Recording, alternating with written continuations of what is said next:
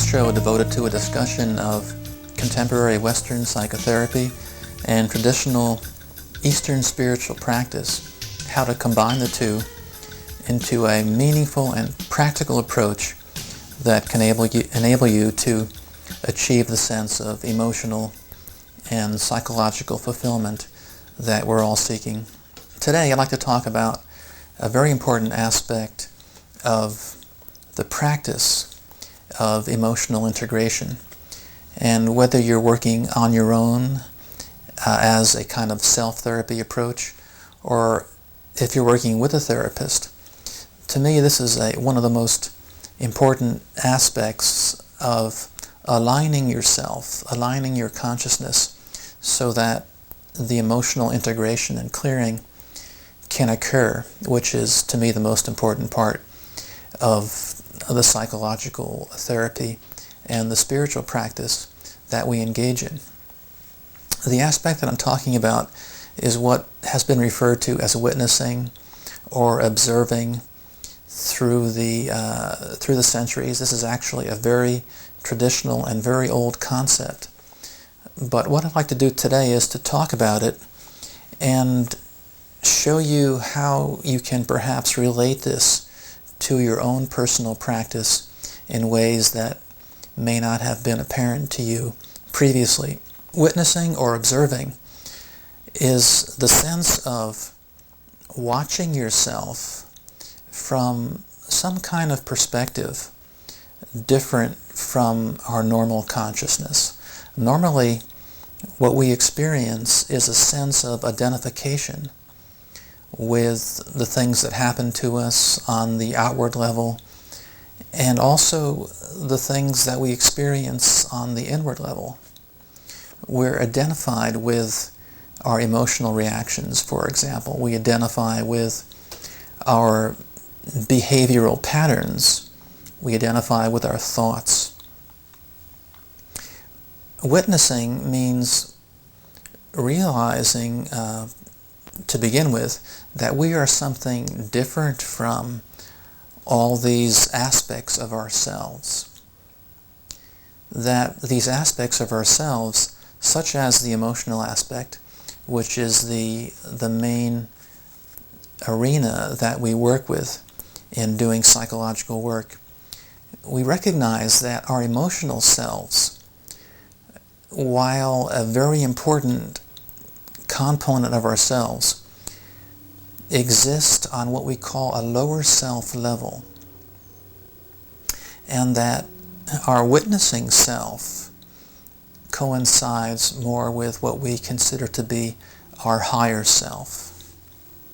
So I'd like to make a very important clarification and distinction right now between those two selves.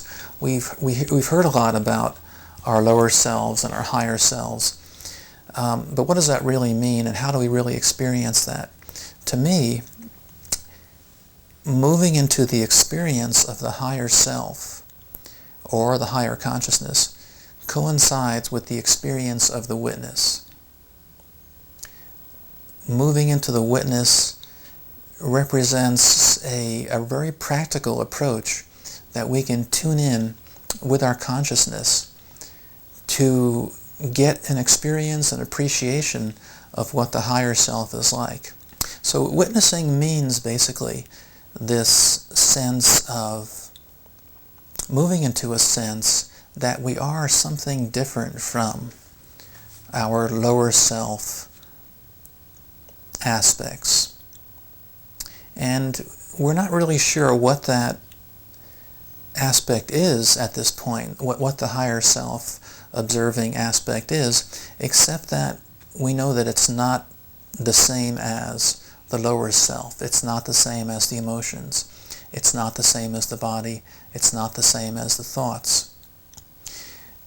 But since we don't really have any clear understanding of what the higher self is, we have to just open to it at this point with a sense of possibly doing that with a sense of faith and trust that the experience of the higher self through the witness will be revealed to us as we continue to keep opening in that direction. So witnessing means recognizing that we are something different from our lower self aspects. It means moving into awareness of our consciousness, our sense of I-ness, being slightly detached, slightly disidentified from our lower self. And when I say disidentified, I don't mean in the sense of denying any part of our lower selves. I don't mean denying our emotions or denying our relationships or our needs or our desires, for example. What we want to do throughout our whole process of working on ourselves is to come more and more into a sense of awareness and acceptance of all these parts of ourselves. So don't confuse disidentifying with denying or with shutting out. What we're doing is simply breaking the sense of enmeshment that we normally experience with our emotions and our thoughts. And this enmeshment represents the same kind of enmeshment on a psychic level that we experience in our relationships, because we experience enmeshment with our own emotional parts, our emotional body. We tend to fall into the same kind of unconscious identification with others. We fall into the same kind of codependent relationships. So as we become more and more separated, moving into our higher self, recognizing that we are more and more like our higher selves through the experience of the witness, we also break the identification that we're experiencing with the lower self emotions. So maybe I can give you some examples now to try to clarify this and bring it down to a more practical level. Let's say you have an emotional experience that you're trying to work with in a practical way. Let's say it's a sense of anger.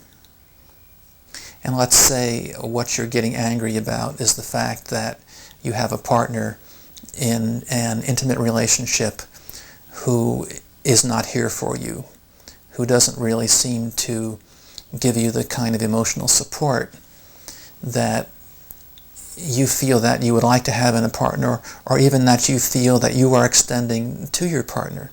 So you're feeling as if you're not being recognized, and that's bringing up a sense of anger for you. So how do we apply this witnessing approach to this kind of psychological, emotional situation that we're trying to deal with? So witnessing means, first of all, allowing ourselves to observe the emotion that's coming up in us. The other important aspect of the witness is that we don't try to change any aspect of what our experience is. And primarily what we're doing is relating to our emotional experience. That's the focus of our work on ourselves, whether we're working by ourselves as a self-therapy or whether we're working with a therapist. We want to just accept our experience as it is. So as we're witnessing, we're moving into more of a witnessing, a watching, with a sense of acceptance, with a sense of not changing anything that's happening in our emotional selves. We move into this witnessing stance about our anger. And we do that with a sense of, again, not judging whether our anger is appropriate or not appropriate, whether it's justifiable or not justifiable. We don't put ourselves through these kinds of head trips about our emotions. We just recognize what the emotion is with a sense of watching it, witnessing it, allowing it to exist inside of ourselves, but without extending it outward into the material universe. As you move into the witnessing and the acceptance of an emotion, you're setting the stage for the clearing of the feeling to occur. You've moved into acceptance of the emotion, but now a very important part of that acceptance is to maintain a kind of non-reactiveness to the emotion. This means not allowing yourself to fall into the trap of expressing that feeling outwardly in an irresponsible way. In other words, with a sense of blame, with a sense of vindictiveness, with a sense of attacking the person that you think is responsible for bringing up your anger. Because, for example, as I've discussed in other shows, what we're doing is only we're projecting the emotional experience that we have been holding within, namely in this case the anger. We project it onto the person who seems to be triggering the anger in us.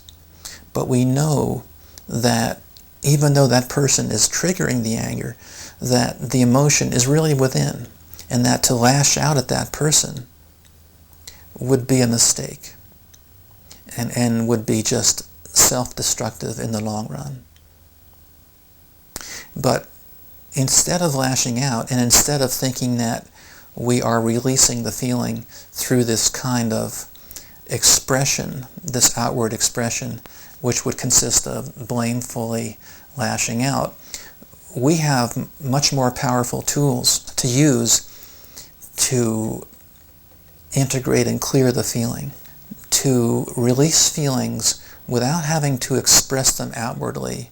We release them through an inner system, through a kind of introspective immersion and experience of the feelings, letting the feelings clear simply through the awareness and the experience of them on the inner level. Right now, as we're moving into understanding the witnessing aspect of this system, I'd like you to just understand that we stay with the feeling in a witnessing sense. We don't allow ourselves to fall into the trap of acting it out. We maintain the non-reactiveness to the feeling. We just stay in the witness. Now, being in the witness enables us to achieve several different things. As we move into the witness, the sense of just watching what's happening internally as well as externally, we're shifting more and more into the experience of the higher self. We recognize more and more that our emotions are part of our lower selves and a very important part of ourselves, which we can't deny, but that a part of ourselves with which we no longer need to identify. And this sense of breaking the identification with those lower self emotions is a very powerful first step in allowing the clearing to occur. Breaking the identification coincides with moving out of the enmeshment that I was talking about before, so that we're no longer just completely lost in the feeling with no perspective, with no grounding, with no anchors to keep us. Usually what happens is feelings come up and we just become propelled by them blindly. We're motivated by them blindly into either defending ourselves, attacking people, going out and seeking, striving after things. So witnessing gives us the perspective in order to do that. It gives us the sense of calm. It makes us centered. It takes us out of the chaos of the feeling. And the sense of witnessing can become a very powerful, transcendental, metaphysical kind of experience when it's taken very far, or it can be just a very subtle sense of watching what's happening without being immersed or identified with it. And this is the sense, this is the tool that's been suggested all through millennia by the traditional East. It's been actually the primary tool which has been taught through meditation, the sense of just witnessing, watching what's happening in a dispassionate way without confusing your sense of identity with it. What we can do today is to clarify that and extend it even further by saying that even though we're experiencing the emotional turmoil within, we're experiencing the anger within, we can go to the witness and we can experience the calmness, the detachment, the sense of being centered in the witness as we are witnessing the anger that's within. That's a very important thing to realize. Witnessing doesn't mean that you have to experience the calmness inside your entire body, inside your entire emotional self. It just means that we can watch our emotional self as it is right now. We watch the anger, and we allow the anger to be. We allow the anger to come up, recognizing that, again, as I said earlier, it's only a projected aspect of ourselves, a projected feeling and energy which is now going out into the world, coming back to us because we've held it in and trapped it within. So, to continue with our example, now we are witnessing the anger that's coming up within us. We're just watching that anger. And we go into a body experience of the feeling. We do that for several reasons, because the body is always connected to the moment. And as we come more and more into a body sensation, the experience of the body, we move more and more into the moment. The moment is where our feelings are. If we're wrapped up in our mind thinking about, even thinking about the feeling, as long as we're thinking about something, thinking about how to manage the feeling, or thinking about what we need to do in order to compensate for the feeling, or thinking about who's to blame for the feeling, we're not really moving into an experience of the feeling. So stopping the mind coincides with coming more and more into the body and more into the witness. As we're into the witness, we're into the moment, and we're into the body. That's where the emotional experience is occurring. It's really occurring in the body. So we're experiencing our anger. We're coming more and more into the body. We're just watching it. We're using some breath work, taking deep breaths, deep connected breaths, in order to bring in the healing energies, to allow ourselves to open to those spontaneous healing energies, which will come in and balance the emotional experience without us really needing to do anything. So we're opening to the experience of the anger. We're putting aside blame.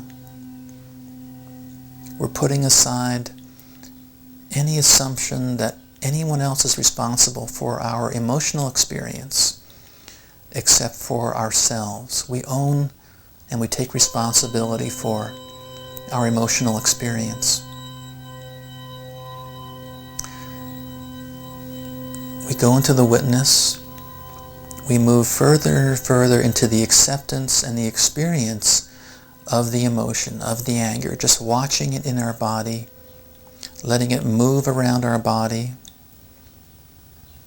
keeping the breath going, bringing in the prana that will allow the energy to stabilize.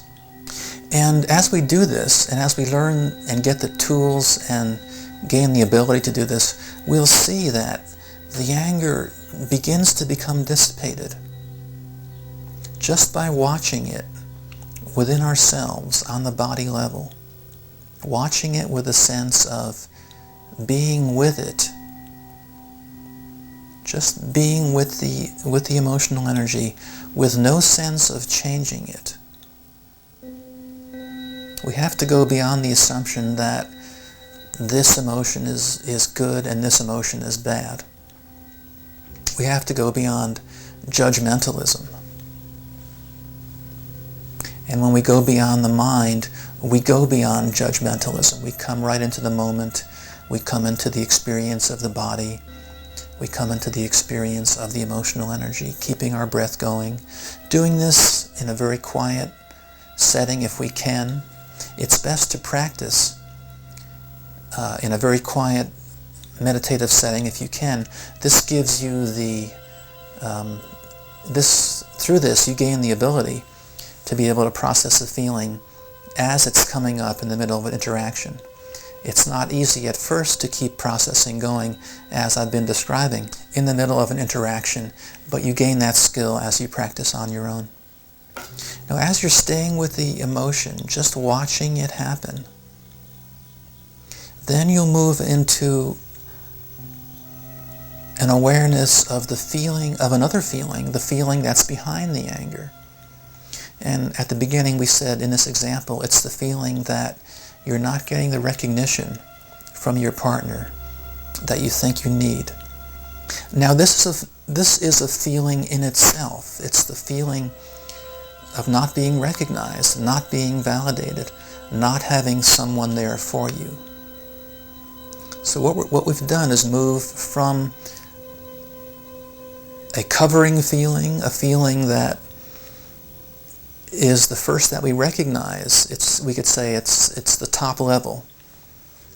We've allowed that anger to clear just by watching it, experiencing it, breathing into it in our body. Now we're getting to more of a core feeling. The core feeling is, I'm not being recognized, I'm not being validated, I'm not getting the emotional support. Now that's another kind of emotional experience. And we treat that in exactly the same way as we treated the anger. We just keep watching that core feeling, the feeling of not being validated. And we make the assumption that this is a feeling that I'm carrying around inside me. And what I'm doing is projecting that feeling onto people that I attract to me.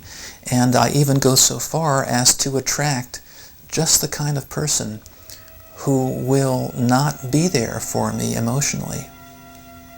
And I do that in order to bring up the feeling that's within me. And if you look back, if this happens to be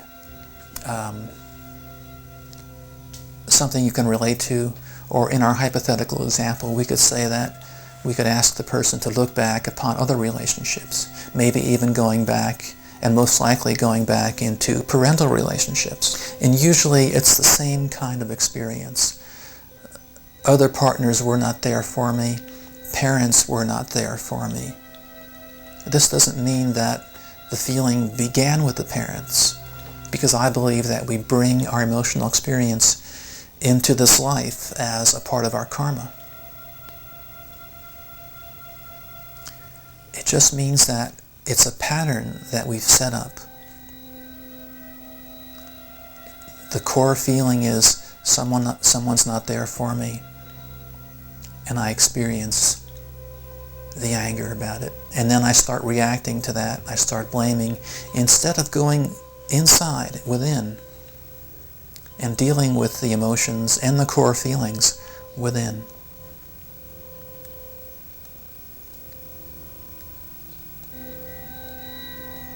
So we only have a few more, I think about a minute left in the show today, but I'd like to ask you, if you're interested, to find an aspect within yourself that you can witness, that you can start out witnessing. Take yourself into the witness, just the sense of watching it from a very calm place,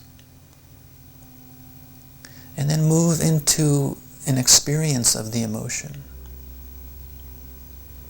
Allow yourself to accept that feeling. Allow the feeling to clear just through your experience of it.